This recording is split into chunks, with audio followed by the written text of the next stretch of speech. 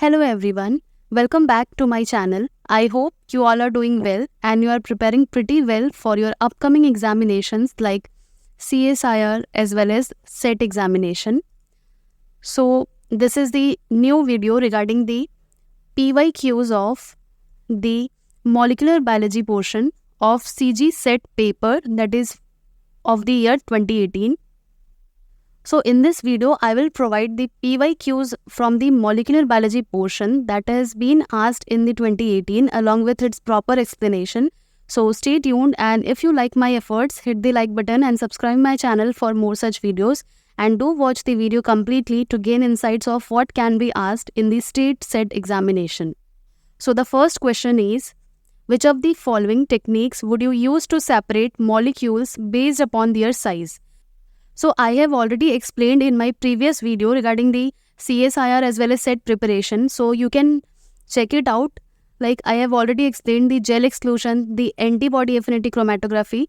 So the chromatography based on the size of the molecule is the gel exclusion chromatography. So the chromatography technique that is based on the size of the molecules is none other than the size exclusion chromatography, which is also known as the gel exclusion chromatography, and in this chromatography the separation is based on the size of the molecules. If you want to get details or the insights of the SEC, you can watch my previous video. I will tag it here. You can watch from there. So the next question is regarding the cancerous cell. So it is about the some statement, which of the following is not a property of cancer cells? So the loss of contact inhibition of movement is the property of the cancerous cell. मतलब ये तो answer हो नहीं सकता. Fail to undergo apoptosis, ये भी cancerous cell की property है. apoptosis नहीं हो पाता है, इसीलिए सेल्स क्या होती है, रैपिडली डिवाइड होने लग जाती हैं. Increased requirement of extracellular growth factor, ये है actual answer. So the correct answer is option C, because extracellular growth factor पे जो डिपेंडेंसी है कैंसरस सेल की वो कम हो जाती है एंड देयरफॉर वो रैपिडली डिवाइड होने लग जाते हैं. ऑप्शन डी था, cancer cells continue to divide without any regular mechanism. Yes, this is also correct option. ये जो तीनों प्रॉपर्टीज थी वो कैंसर सेल्स की प्रॉपर्टी थी, जो कि बिल्कुल करेक्ट है. कैंसर सेल जो होता है वो विदाउट एनी रेगुलर, जो हमारा नॉर्मल सेल साइकिल होता है, हर चीज़ें प्रॉपर वे में एक फेज कंप्लीट होता है देन नेक्स्ट फेज आता है, लेकिन कैंसर सेल में रैपिड डिवीजन की वजह से जो होता है एबनॉर्मल सेल ग्रोथ होता है, एबनॉर्मल सेल साइकिल चलता है, यानी कोई भी चीज़ रेगुलर तरीके से नहीं होती है, एबनॉर्मल होता है सब. सो ये सारी प्रॉपर्टीज़ थी कैंसर सेल की. इनमें से बस जो सी था वो ऑड वन आउट था, यानी इंक्रीज रिक्वायरमेंट ऑफ EGF की ज़रूरत नहीं पड़ती है कैंसर सेल को, and therefore they divide rapidly. Next question है, space filled with fluid in the centre of blastoderm is known as enteron, archenteron, blastocoel और एंट्रोसील. तो 2 लेयर्ड ब्लास्टोडर्म होता है. सो ब्लास्टोडर्म में 2 लेयर्स जो होते हैं that is epiblast and hypoblast. Hypoblast ये दोनों मिलके पूरा क्या बनाते हैं, ब्लास्टोडर्म बनाते हैं. So these 2 layers join together at the margin and the space between these 2 layers is known as the blastocele. So correct option is option C. Now next question is, which of the following has greater affinity for hemoglobin? Out of the given option like oxygen, carbon monoxide, carbon dioxide and nitrogen, which has the greater affinity for hemoglobin? hemoglobin के साथ में कौन ज़्यादा affinity show करता है, कौन ज़्यादा stable complex form कर सकता है? So it is the carbon monoxide that has higher affinity और greater affinity for haemoglobin. So अगर हम लोग बात करें ऑक्सीजन के एफिनिटी की और कार्बन मोनोऑक्साइड के एफिनिटी की, सो रफली 210 टाइम्स ज़्यादा ग्रेटर एफिनिटी होता है हीमोग्लोबिन का कार्बन मोनोऑक्साइड के लिए, यानी कार्बन मोनोऑक्साइड अबाउट 210 टाइम्स ज़्यादा एफिनिटी शो करता है as compare to the oxygen. इसका क्या मतलब है, अगर स्मॉल अमाउंट में भी यानी ट्रेस कंसंट्रेशन में भी कार्बन मोनोऑक्साइड अगर प्रेजेंट होगा हमारे एनवायरनमेंट में, that can cause severe toxicity because it will form a stable complex known as the carboxy haemoglobin. So इस क्वेश्चन से 2 क्वेश्चन निकल के आ सकता है कि कितने टाइम्स ग्रेटर एफिनिटी होता है. सो इट इज़ रफली 210 times and it forms a stable complex known as the carboxyhemoglobin and therefore इसका small concentration भी बहुत ज़्यादा fatal होता है. So now next question which is match the following questions. यहाँ पे कुछ devices के नाम दिए हैं and यहाँ पे उनके functions को provide किया गया है. So you have to match the correct device with its correct function. So सबसे पहला है catalytic converter and ये हर बार पूछा जाता है, environment biology से ये question है. कैटेलिटिक कन्वर्टर क्या होता है? वो एक कैटलिस्ट की तरह काम करता है, एक चैम्बर होता है एंड वो क्या करता है, जो भी इंजन से एमिशंस निकलते हैं, हार्मफुल गैसेस निकलते हैं like CO that is carbon monoxide. अभी हमने पढ़ा कि ये 200 to 300 टाइम्स बहुत स्टेबल होता है, बाइंडिंग कर जाता है हीमोग्लोबिन के साथ and therefore it is toxic. And also nitrogen oxide, ये सारे जो हमारे एयर पोल्यूशन के लिए रिस्पॉन्सिबल है, यानी जो हार्मफुल या टॉक्सिक गैसेज हैं, उसे क्या करता है, कन्वर्ट कर देता है किस में, into safe gases and also in steam that is H2O. तो ये कैटालिटिक कन्वर्टर का काम क्या होता है, it converts the harmful engine emissions into the safe gases and steam. अब आता है electrostatic precipitator. So it is responsible for the removal of the particulate matter from the environment. Earmuff किस लिए होता है? Earmuff is for the protection from the high noise level. Landfills किस लिए होते हैं? For the solid waste disposal. So correct option कौन सा आ रहा है? ए का आ रहा है. ए का सेकेंड ऑप्शन, बी का फर्स्ट ऑप्शन, सी का थर्ड एंड डी का फोर्थ. तो सेकेंड, फर्स्ट, थर्ड, फोर्थ, ये ऑप्शन किस में मैच हो रहे हैं?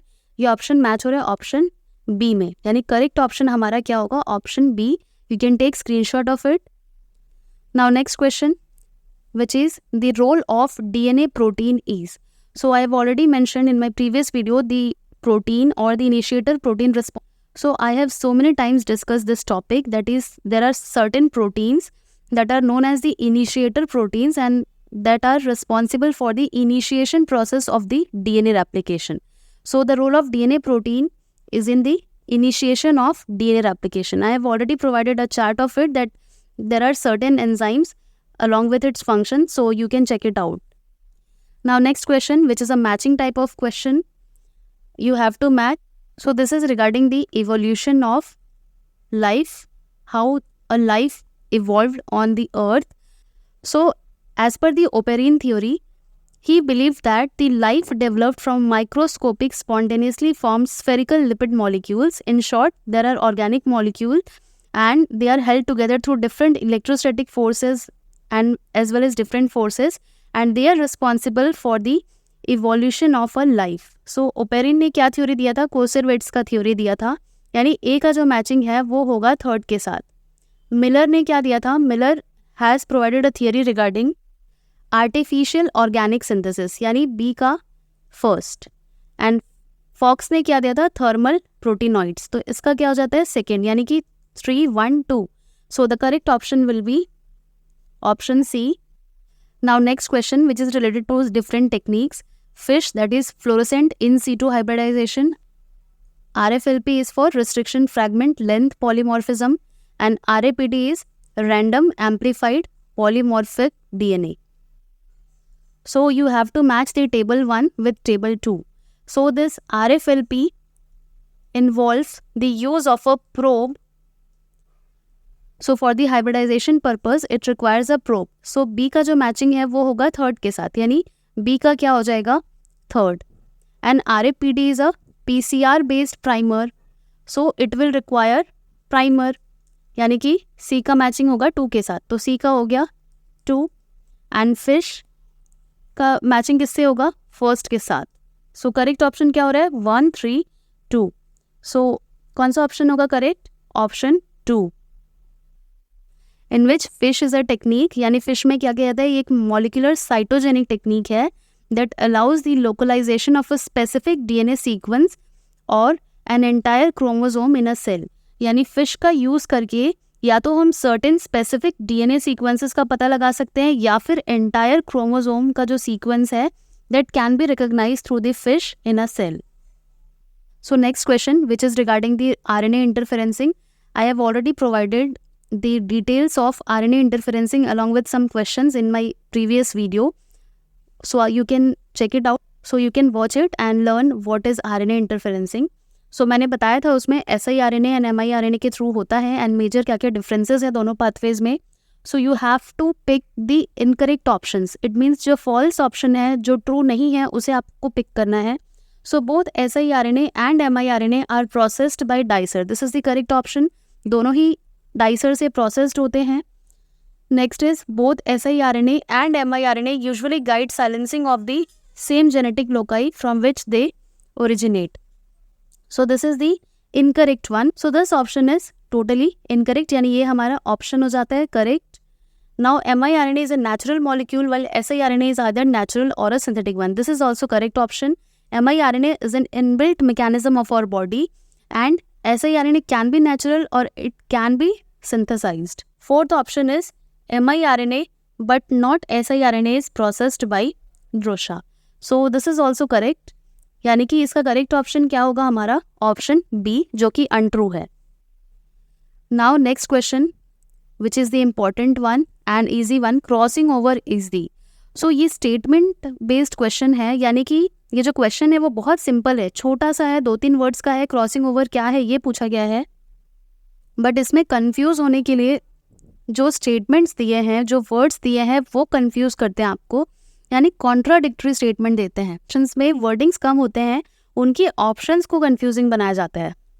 फर्स्ट ऑप्शन है exchange of segments between sister chromatids of homologous chromosome, and वही नेक्स्ट स्टेटमेंट में क्या दे दिया है?